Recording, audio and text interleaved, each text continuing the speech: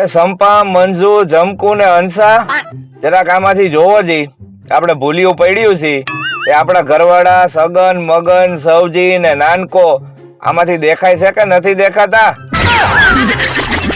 Titi tutti, titi hati, tata tutela pialita. અણવર માટે એક ચેતવણી રૂપ કિસ્સો સામે આવ્યો છે કે જો અણવર બહુ દોઢા થશે તો એની સાથે આવું થશે. સમયસર ઘરે આવો તો પત્ની ઠંડી અને જમવાનું ગરમ મળે, અને જો મોડા ઘરે આવો તો પત્ની ગરમ અને જમવાનું ઠંડુ મળે. જેની માનસિકતા પૈસા વસૂલ થઈ જવાની હોય ને એ લીંબુ ને તો હાવ નીચવી નાખે. આપણા લોકોની એક તાકાત એ છે કે આપણે કામ અટકવા ન દઈ. કદાચ ગેસ પૂરો થઈ ગયો હોય તો હીટર થી શાક બાફી નાખી. ગમે એના લગ્ન હોય પણ લગ્ન વખતે મોટે ભાગે બધા ઉદાસ જ કેમ રહેતા છે? એક ચકેડી ફરે ને ત્યાં ચક્કર ચડવા માંડે. હવે તમે વિચાર કરી લ્યો, લગ્નમાં 4 ફેરા હોય, હું દશા થતી છે. નવા ખેલાડીઓ તમે ભલે ગમે એવા સીન સપાટા કરો, પણ જો જૂના ખેલાડી મેદાનમાં આવી ગયા ને તમારું છાબડું બેહાડ દે હો. તો મિત્રો હવે ગરમી ચાલુ થઈ ગઈ છે. ડાબી બાજુના મટકા સિવાય બધાય મટકા વેચવાના છે. બાઈ રિહાણી હોય ને ત્યારે જણ સારી રીતે મનાવે, પણ જે જણ રિહાણું હોય ને તે બાઈ એની દુખતી રગત પકડી લે. પત્ની પતિને કે મારી સાસુ હારે મારે ભળતું જ નથી. પતિ કે તું મારી સાસુ હારે વાત કરવાનું બંધ કરી દે એટલે ભળવા મળશે. ઘરમાં આખો પરિવાર બીકમાં હતો કે પડદા ઓટોમેટિક કેમ બંધ થઈ જાય છે. પછી ખબર પડી કે આ ચૂહા મહારાજ છે. એર હોસ્ટેસ પ્લેનમાં એક ભાઈને કહે, સર તમે શું જમશો? ઓલો કે ચૂરમાના લાડવા, દાળ ભાત, શાક, રોટલી, છાશ, પાપડ. એર હોસ્ટેસ કે સર તમે પ્લેનમાં છો, ગુજરાતી સમાજની વાડીમાં નહીં. મારા બાપુજીની 7 ભાઈઓ. કેટલા? હા, એમાંથી 2 જ ભણ્યા, બાકી બધાય બૂસ મારું થયા. હું થયા? Bus maru. હા, ઈ વખતે ઈ જમાનામાં ઈ 300 ના બૂસ મારતા. કેટલા ના? 300 na. હા, ઈ બધાયને 2 છોકરા થયા. કેટલા થયા? 2. હા, ઈ બધાય હવે 30,000 ના બૂસ મારે છે. કેટલા ના? એલા બોલો તો ખરા તો વાત આગળ વધે. હા હા.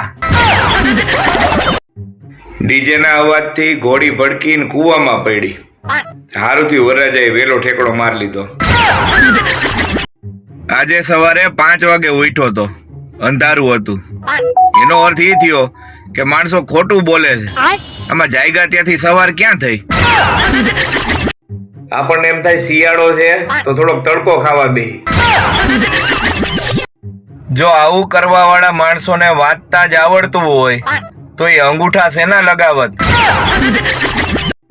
કાલ એક જગ્યાએ લગ્નમાં કોક 5100 નો ચાંદલો લખાવી ગયો. હવે આખો પરિવાર એને ગોતે છે.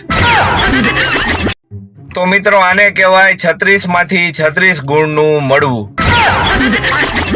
આપણે તો એકમાં જ અઘરું થઈ જાય છે અને આ ભાઈએ તો બહુ કરી. મને તો એ નથી સમજાતું કે આ છોકરાએ નાની ઉંમરમાં આટલું બધું જ્ઞાન કેવી રીતે મેળવી લીધું. ઘરવાળી 4-5 દી થયા લોહી પી ગઈ હતી કે મારા મમ્મીની ઘરે લઈ જાવ. પછી મમ્મી જ યાદ કરાવી દીધી. આપણે ત્યાં વાંધો જ આ કાળિયાઓ ધોરિયું લઈ જાય છે અને પછી ધોરાની વાહે કાળિયું જ વધે છે. એક આપણે હતા કે બાપા ચંપલ ઉપાડતા ને તે આપણા નેન્યા પેન્ટ ભીના થઈ જતા, અને અત્યારની પરજા ચંપલની સામે પાણકા ઉપાડે. મિત્રો તમારી ઘરે આવતા વાયરો કેટલા મજબૂત છે એ જાણવા માટે એન્જિનિયરની આખી ટીમ આવી ગઈ છે. તો આ ટીમને બોલાવી અને તમે તમારા ઘરના વાયરો ચેક કરાવી શકો. અત્યાર સુધી રસ્તો કાપવા બાબતે બિલાડીઓને બદનામ કરી, પણ એમાં વાંધો બિચારી બિલાડીને જ આવતો હતો. આને કહેવાય, આમ જો, હગ્ગા પતિ પત્ની. ઓ હગ્ગા પતિ પત્ની. એક પતિને કોકે પૂછ્યું કે તમારી પત્ની બાજવાના બાના ક્યાંથી ગોતે છે? ઓલો કે ઈ ખાલી મને જ ગોતે છે. બાના તો એની પાસે તૈયાર જ હોય. નિશાળનો સમય જ્યારે સવારનો હોય ને ત્યારે અડધા છોકરા તો 10 વાગ્યા સુધી નીંદરમાં હોય. એક પતિને કોકે પૂછ્યું કે તમારી પત્ની બાજવાના બાના ક્યાંથી ગોતે છે? ઓલો કે ઈ ખાલી મને જ ગોતે છે. બાના તો એની પાસે તૈયાર જ હોય. ભાઈબંધ મિત્રોનું ગ્રુપ હોય ને એમાં એકાદો તો એવો લખણ ખોટો હોય જ જેને લીધે આખા ગ્રુપને હેરાન થવું પડે. ઘણા એવું કહેતા હોય છે કે બાયું તો બધે હળગાવે છે. એટલે ભાઈ બાયું તો આવી રીતે ઠારે છે, પણ હળગતું છેટું રહી જાય એમાં ઈ બિચારીઓ શું કરે?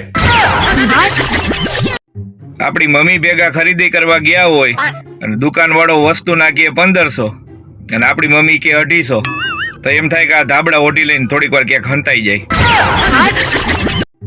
મારો પેલા એક હાથે મારો તોય નો સુધરે તો 2 હાથે મારો, તોય નો સુધરે તો વાળ ખેંચીને મારો, અને તોય નો સુધરે તો નહીં જ સુધરે. ભાઈ બજારમાં નકલી એટલું આવી ગયું છે ને કે અસલી ગોતવું અઘરું થાય એમ છે. જો આજકાલ તમને હેડકી આવવા માંડે તો સમજી લેજો કે બાથરૂમમાં સાબુ તમને યાદ કરે છે. બેક બેન્ચર્સની તાકાત એ હોય છે કે પરીક્ષાના 30 મિનિટ પહેલા તો વાંચવાનું ચાલુ કરે અને તોય પાસ થઈ જાય. ભાઈ આ શિયાળામાં ગેસની તકલીફ વાળાને મોટી મુશ્કેલી હોય. જો ગોદડું ઓઢી રાખે તો ગેસ આઘો ન જાય, અને ગોદડું ન ઓઢે તો ઠંડી આઘી ન જાય. હાલો મિત્રો, આશ્રમ મળી ગયો છે. સરનામું વાંચી અને ટાઈમસર પહોંચી જ જાજો. કામ એવા કરો કે બીજા 10 જણા આપણને સામેથી કહે કે ભાઈ તું રહેવા દે, અમે કરી નાખશું. આવી ટાઈટમાં જે ઠામણા ધોઈ નાખતી હોય એ ગમે એને ધોઈ નાખે. સાવધાન રહો, સતર્ક રહો. આ દુકાનવાળાએ બોર્ડ માર્યું હતું કે અહીંયા ઓટલા ઉપર કોઈ બેસવું નહીં, તોય બધાય બેસતા. પછી એના જુગાડ કર્યો.